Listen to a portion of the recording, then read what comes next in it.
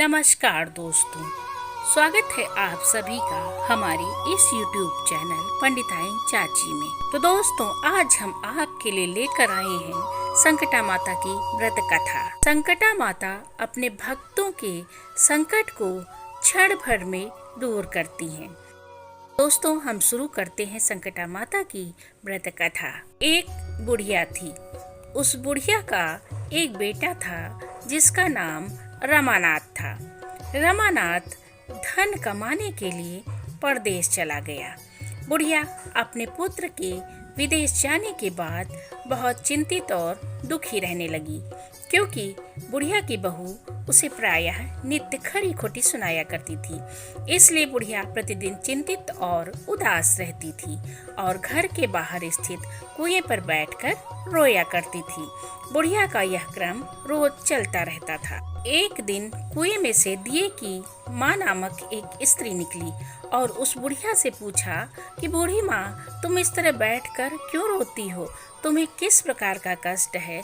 तुम मुझे अपना दुख बताओ, मैं तुम्हारे दुख को दूर करने का प्रयत्न करूंगी। बुढ़िया ने उस स्त्री का प्रश्न सुनकर कोई भी जवाब नहीं दिया और रोती ही रही। दिए की माँ बार बार एक प्रश्न दोहराई जा रही थी। वह बुढ़िया इस बात से झुंझला उठी। उस बुढ़िया ने दिए की माँ से कहा, तुम मुझे बार बार ऐसा क्यों पूछ रही हो? क्या तुम सचमुच मेरा दुख जानकर उसे दूर कर दोगी? बुढ़िया की बात सुनकर दिए की माँ ने उत्तर दिया, मैं अवश्य ही तुम्हारे कष्टों को दूर करने का प्रयत्न करूंगी। बुढ़िया ने दिए की माँ का ऐसा आश्वासन पाकर कहा कि मेरा बेटा कमाने के लिए परदेश गया है। उसके पीछे मेरी बहू मुझे बहुत बुरा भला कहती है, बहुत परेशान करती है। यही मेरे दुख का कारण है। यह बात सुनकर दिए की माँ ने कहा, यहाँ पास के वन में संकटा माता का मंदिर है। तुम अपना दुख उनके मंदिर में जाकर कह सकती हो और कष्ट से छुटकारा पाने के लिए प्रार्थना कर सकती हो। संकटा माता बहुत दयालु है। दुखियों के प्रति उनकी बहुत सहानुभूति रहती है। संकटा माता निसंतानों को संतान, निर्धनों को धनवान, निर्बल को बलवान, अभागों को भाग्यवान बनाती हैं। उनकी कृपा से सौभाग्यवती स्त्रियों का सौभाग्य अचल हो जाता है। कुमारी कन्याओं को इच्छित वर की प्राप्ति होती है। रोगी अपने रोग से मुक्त हो जाते हैं। इसके अलावा जो भी उनसे अपनी मनोकामना कहता है वो पूरी होती है, इसमें कोई संदेह नहीं है। और दोस्तों, दिए की माँ से ऐसी विलक्षण बात को सुनकर बुढ़िया संकटा माता के पास गई और उनके चरणों में गिरकर विलाप करने लगी। संकटा माता बड़ी ही दयालु होकर बुढ़िया से पूछने लगी कि बुढ़िया, तुम किस कारण इतने दुख से बार बार रोती रहती हो? बुढ़िया ने कहा, हे माता, आप तो सबको जानती हो, आपसे तो कुछ भी नहीं छुपा है। आप मेरे दुख को दूर करने का आश्वासन दें तो मैं अपनी दुखद गाथा आपको सुनाऊं। बुढ़िया की बात सुनकर संकटा माता ने कहा, मुझे पहले अपना दुख बताओ। दुखियों का दुख दूर करना ही मेरा काम है। संकटा माता के ऐसे कहने पर बुढ़िया ने कहा, हे माता, मेरा लड़का परदेश चला गया है। उसके घर में ना रहने से मेरी बहू मुझे बहुत बुरा भला सुनाया करती है।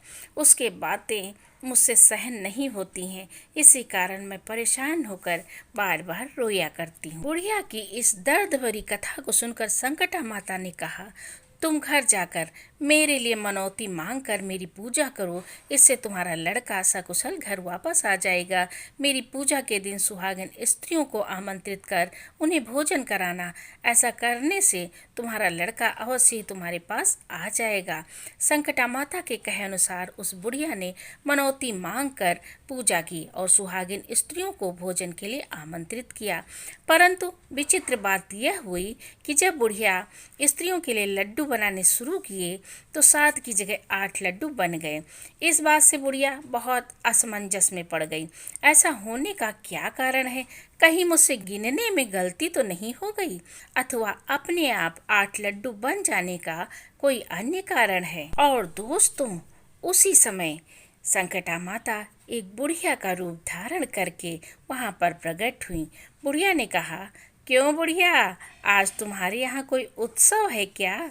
ये सुनकर बुढ़िया बोली, आज मैंने संकटा माता की पूजा की है और सुहागिन स्त्रियों को भोजन के लिए आमंत्रित किया है, परंतु जब गिनकर 7 लड्डू बनाती हूँ तो अपने आप 8 बन जाते हैं। मैं इसी बात से चिंता में पड़ी हुई हूँ।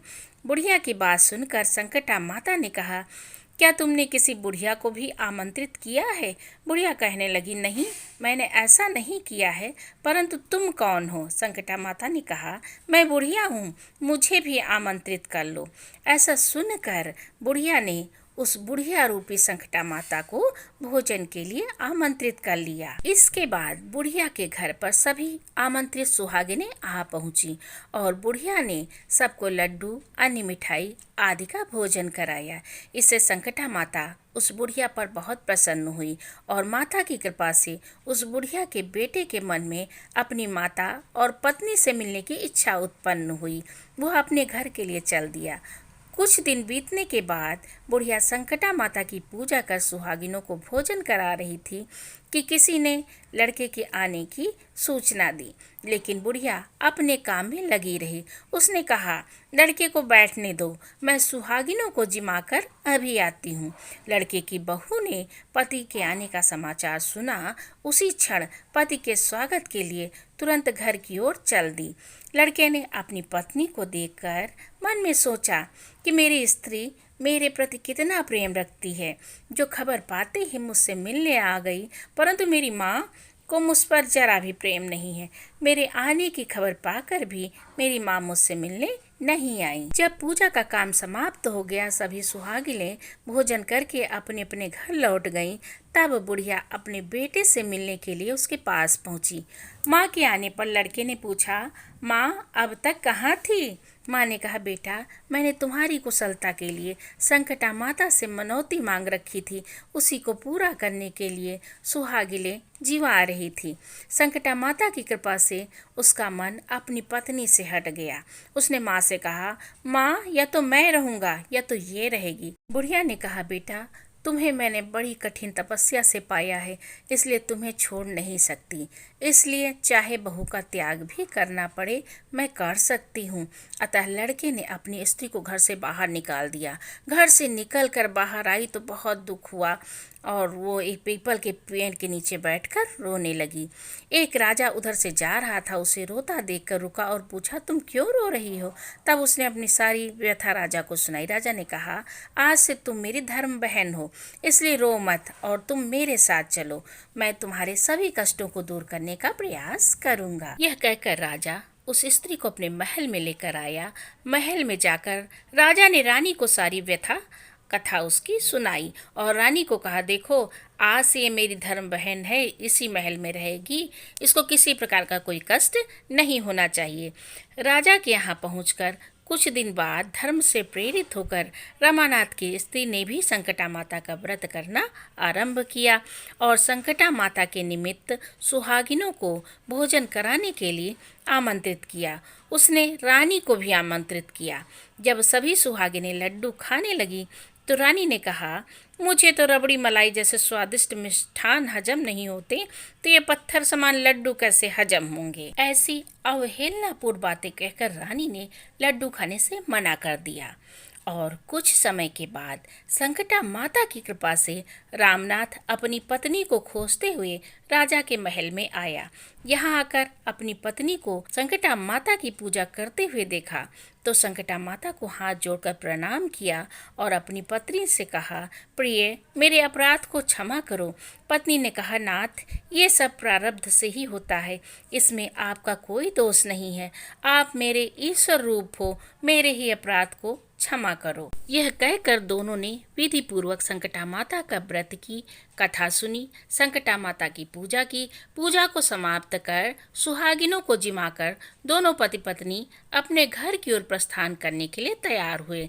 जाते समय रमानाथ की स्त्री ने राजा रानी से कहा कि जब मुझ पर दुख पड़ा था तो आप लोगों ने अपनी धर्म बहन बनाकर मुझे आश्रय दिया था। यदि आपको किसी भी तरह की सहायता की आवश्यकता हो तो मेरी कुटिया में निसंकोच चले आना। ऐसा कहकर दोनों पति पत्नी अपने घर चले गए। और दोस्तों, संकटा माता के प्रसाद का निरादर करने के कारण रानी पर भारी संकट आ गया।